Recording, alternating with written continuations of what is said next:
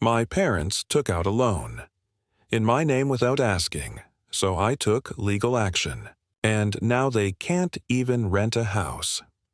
I'm a 27-year-old guy, and for most of my life I believed my parents were the definition of responsibility. They weren't rich, but they worked hard and lived within their means, or so I thought. My dad used to brag to anyone who would listen that he'd never missed a single bill payment in his life, while my mom lectured me about financial discipline as if she invented the concept. Growing up, I looked at them like a blueprint for adulthood. Organized, trustworthy, dependable. Our house was small but spotless, the kind of place that smelled like lemon cleaner and burnt coffee on Sunday mornings. My dad sat at the dining table with a calculator, going through receipts, muttering about interest rates. My mom would hum to herself while balancing her checkbook, saying things like, "Money isn't about greed, it's about responsibility." I remember thinking I'd won the parent lottery. When I got my first real job after college, I was so proud to tell them. I still lived at home for the first few months to save up, and when the mail started bringing things like credit offers and tax forms, I didn't think twice about handing them over to my mom. "We'll help you keep it all organized," she said with that calm, motherly smile. My dad added, "You don't want to mess up your credit early on. Let us handle the boring stuff." It felt good knowing they had my back. At the time, I thought it was normal, parents helping their son get started in life. I didn't see it as control or intrusion. I saw it as love, trust, family. But looking back now, I can't help but feel like that's exactly when the trap was set. After landing that first job, I finally felt like my life was moving forward. It wasn't glamorous, just an entry-level position at an insurance firm, but it paid the bills and gave me hope that I could someday afford my own apartment. I was careful with my spending, skipping nights out, brewing coffee at home, and transferring a small chunk of my paycheck into savings each month. Every dollar mattered. My parents seemed proud of me, and I wanted to keep it that way. One night, over dinner, my mom casually said, "Honey, why don't you let us manage your finances for now? We've been doing this for decades. You don't want to accidentally mess up your credit with something silly." My dad nodded in agreement. "We'll just keep your paperwork organized and make sure everything's paid on time." It sounded reasonable. I wasn't exactly a financial expert, and I figured letting them handle the boring details would free me up to focus on my job. So, when bank statements or credit card offers arrived, I just slid them across the table to my mom. She'd tuck them neatly into her important documents folder with a reassuring smile. "We're just helping you stay on track," she'd say. A few months later, I applied for a small car loan, my first step toward independence. I imagined my own place next, maybe a dog, maybe even a girlfriend who didn't have to pick me up from work. But the loan officer frowned at his screen and said, "Your credit utilization's higher than expected. Have you taken out any loans recently?" I laughed, confused. "No, I've never borrowed a cent." He just shook his head slightly. Might want to check on that." That sentence stayed with me all the way home. I didn't know it then, but that was the first tiny crack in the image of the perfect family I thought I had. The next morning, that conversation with the loan officer wouldn't leave my head. It felt like an itch I couldn't scratch. So, during a lunch break, I decided to pull my credit report online, just to make sure there wasn't some error or maybe a weird mix-up with someone who had the same name. But when the page loaded, my heart dropped. There it was, a personal loan for nearly $25,000, opened under my name 6 months earlier. At first, I actually laughed. It had to be a mistake. Maybe someone at the credit bureau entered the wrong information. But as I scrolled down, I saw my social security number, my address. Everything matched. My stomach twisted. I'd never taken a loan in my life. And the bank listed on the account? It was the same one my parents used. When I got home that evening, I tried to play it casual. My mom was folding laundry and my dad was watching TV. "Hey," I started. "Weird question. Did you guys ever take out a loan using my name by mistake or something?" My mom froze mid-fold, her smile faltering. "Why would you ask that?" she said, her tone suddenly sharp. I showed them the printed credit report. My dad's eyes darted over the numbers and then he let out a forced chuckle. "Oh, that must be some mix-up. You know how banks are, always screwing things up. but my mom's hands were trembling. She avoided my eyes. "Don't worry about it," she said quickly. "We'll figure it out," except I couldn't stop worrying. That night, lying in bed, I stared at the ceiling, replaying every responsible thing my parents had ever said. For the first time in my life, their words didn't sound like wisdom. They sounded like cover, like something they'd built to keep me from asking the wrong questions. And now, I was starting to ask them. The next day, I couldn't shake the unease gnawing at me. I waited until both of my parents left for work, then went into the home office, the one my mom always called her sanctuary of order. Inside the filing cabinet, neatly labeled folders sat in alphabetical perfection. I flipped through them until I found one with my name on it. Daniel, Finances. My hands were shaking as I opened it. There, right on top, was the loan document. My name printed clearly. My signature. Or something that looked like it. The handwriting was close, but not mine. And under the deposit section, the funds had been transferred directly to my parents' joint checking account. My heart started pounding so hard I could hear it in my ears. The air felt thick, heavy with betrayal. I snapped photos of every page, my fingers trembling, my breath shallow.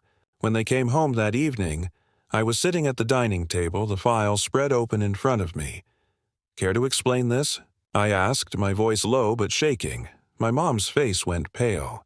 My dad's jaw tightened. "You went through our private things?" He barked. "You forged my name," I said, standing up. "You took out a loan in my name and sent the money to yourselves." "Why?" My mom's eyes welled up. "We were behind on bills. We just needed a little help.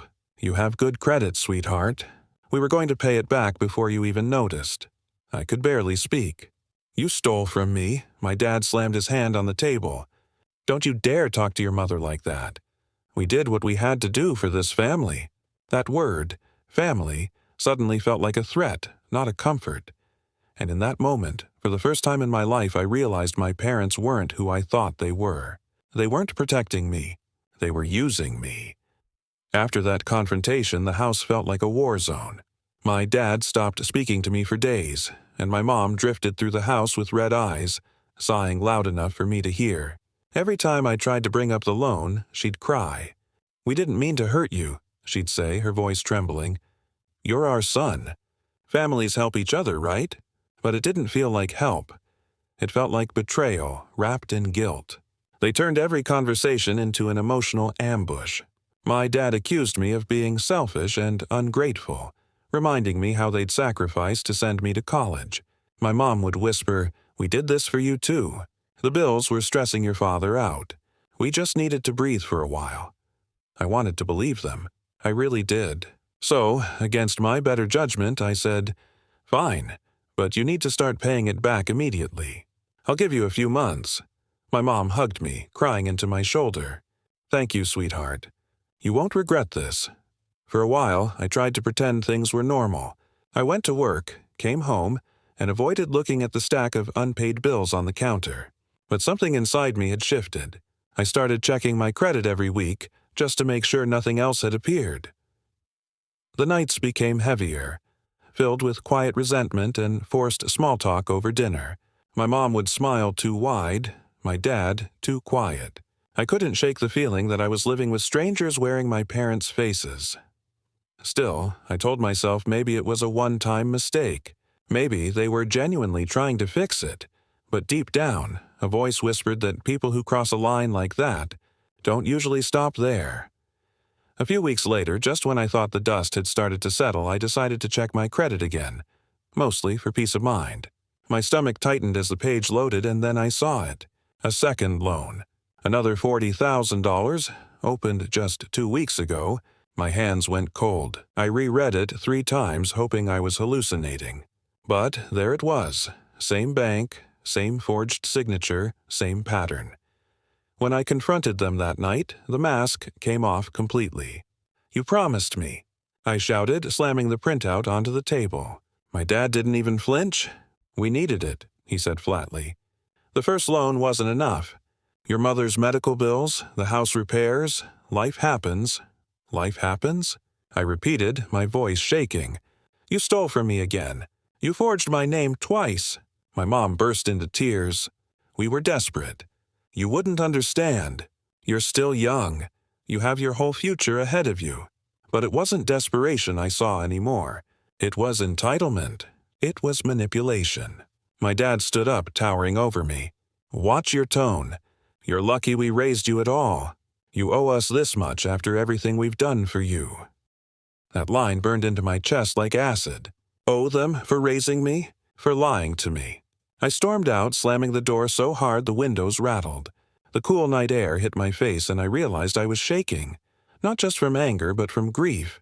The people who taught me about honesty, about integrity, were thieves hiding behind the word family, and I had no idea how deep this hole went, or how much further they were willing to drag me down. The following month was hell.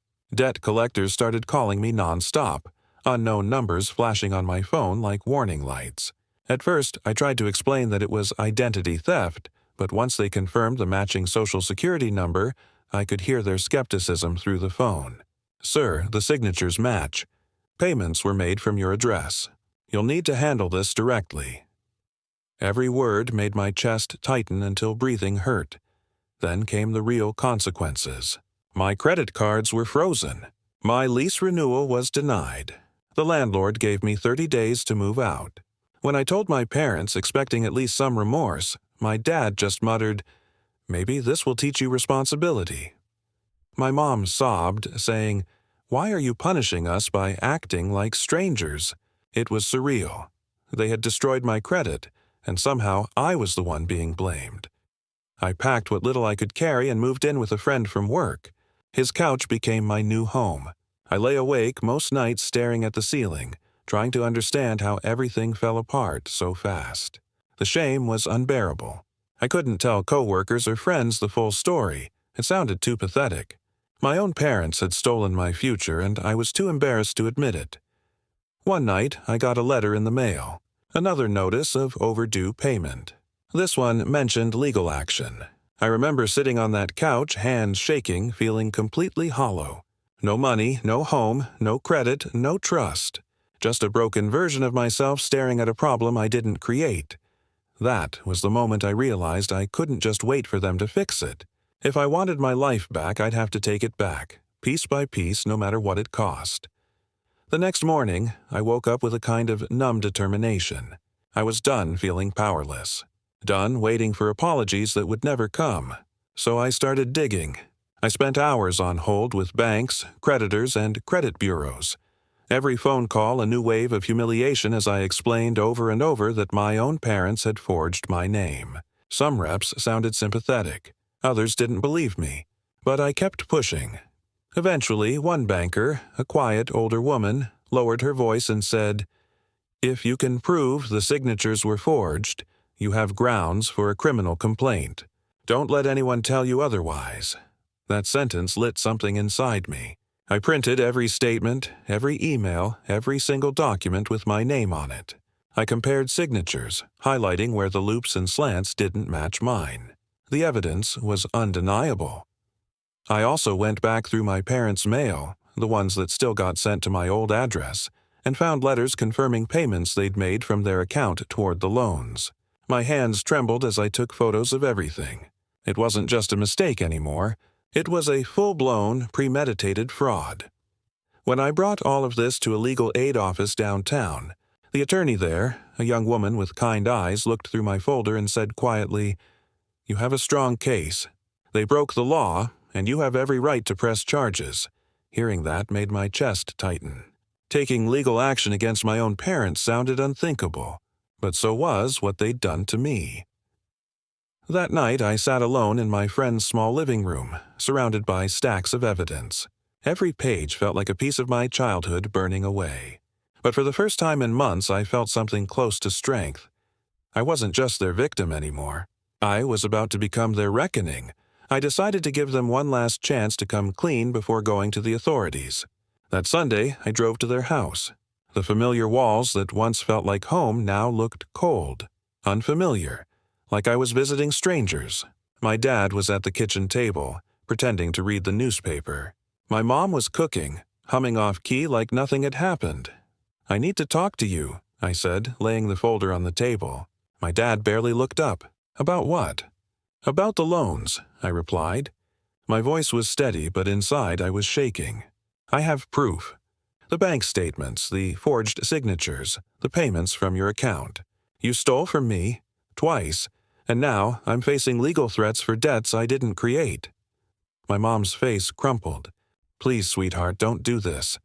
We didn't mean for it to get this far. I leaned forward. Then fix it. Pay back every cent and clear my name. You have a week, or I go to the police. My dad scoffed, tossing the newspaper aside. You wouldn't dare. You'd ruin your own family's reputation. Over money? Pathetic. That word hit me like a slap. I stood there in silence for a moment, staring at the people who'd raised me, people I'd once admired. Then I said quietly, You already ruined this family. A week later, I filed the report. Fraud, identity theft, forgery. It felt like signing a death warrant. The day the police showed up at their door, I got a call from my mom, sobbing, begging me to withdraw the complaint.